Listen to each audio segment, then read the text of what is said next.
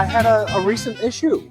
What was that? Our customers' accounts got moved into the basic category. So That's a licensing change between a paid and licensed user. Yep.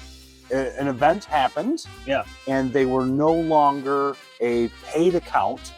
And they had stuff. They had phone. They had accounts. They had more than just meetings. Yes. They had a full-scale Zoom phone. We got everything on our account.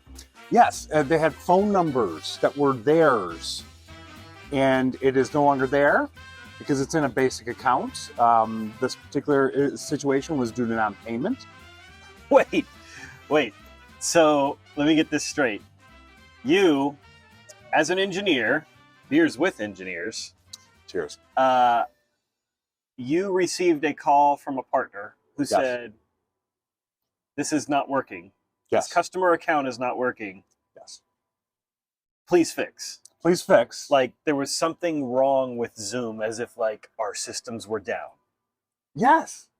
And so that was requested of me, and I wanted to just kind of bounce the ideas. Like, we don't have a ton of power as engineers to affect a lot of change in that situation. No, that's not an engineering discussion, really. So usually, so I have had this particular issue happen to me as well. I've heard others who have had this issue as well. It is maybe a first stop to troubleshoot these days. Yes. I think that's probably the best way to describe it.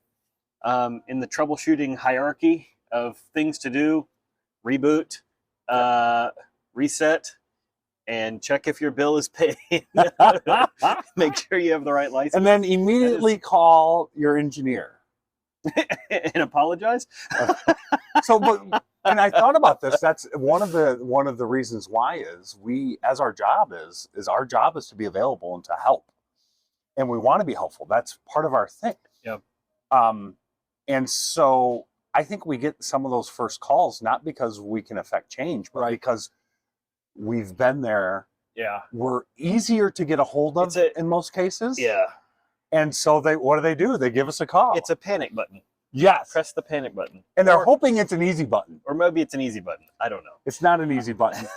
So well, it does take away from I don't know, the day-to-day that we are ordinarily working on sometimes, that we get those onesie-twosie type questions. But I would check, because fundamentally the billing is different than most of maybe your old service providers. The service providers of days ago. So you think of the traditional telecom service providers.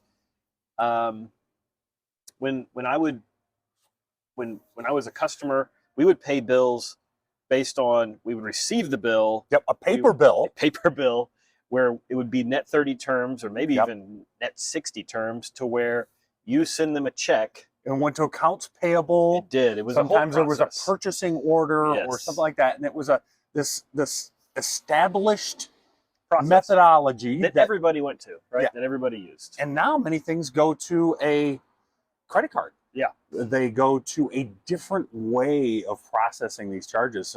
And these are people's phone bills. It's super easy to do now. Like, you put it on a credit card. But the problem is, and I'm having this problem right now because my credit card is expiring here in the next few months. And so everyone's going to shout at me and say, your credit card is expired. Please update your billing information. But what happens if that goes to someone who no longer is at the company, or it's going to an email that doesn't exist and you forgot, you don't know? Those types of things happen, and then you end up with non-paid accounts. Yeah. So maybe a different way than we've traditionally seen phone vendors, or at least your providers, bill a user. And we need to be aware of this, like going forward. Like, this is if you're not used to this, this is what it is, and maybe we need to set up some systems. Yeah. We used to do this with DNS would expire. It was something that you only had to worry about every 1 or 5 years. Have you ever lost a domain? Yes, I have. Because you forgot that it was going to renew? So you set up alerts, right? And the other one was long distance contracts back in the day, a long time ago, because they only renewed every year or 5 years. So you would set up these alerts to let you know that, hey, this is coming up. And like you said, especially with the higher amount of churn we see in organizations, that individual's email that it used to go to. So maybe now some good guidance is don't use John Nelms or Eric Truex's email. Use an alias. Billing at. Yes. Or accounts payable. That you can make a group of people that as the department moves and changes. Yeah, that's a great idea. That changes with them. That's a good suggestion. So the other thing I would love to bring up is what can we do? What can we do to help our partners, our customers, when the situation happens? Not a lot. But one of the tools in our tool bag. We'll go to the local brewery here and have a beer. That's what we'll do and talk about it. You don't want to be the guy we're talking about. No. I'm sorry to bring this up in case you happen to see this.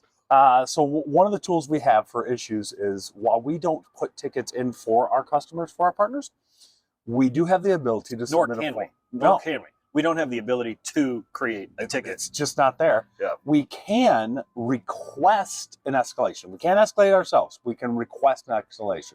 So we will sometimes what we call babysit a ticket, where we kind of go after and kind of see things and how things are going a little bit. Maybe we'll look to see, oh, did it get assigned an engineer? I can post an update or add some information. We don't have the tools to troubleshoot that the support team does. Correct. The support team has a fair amount of tools available to them that they utilize on a regular basis when opening tickets. That I don't want access to.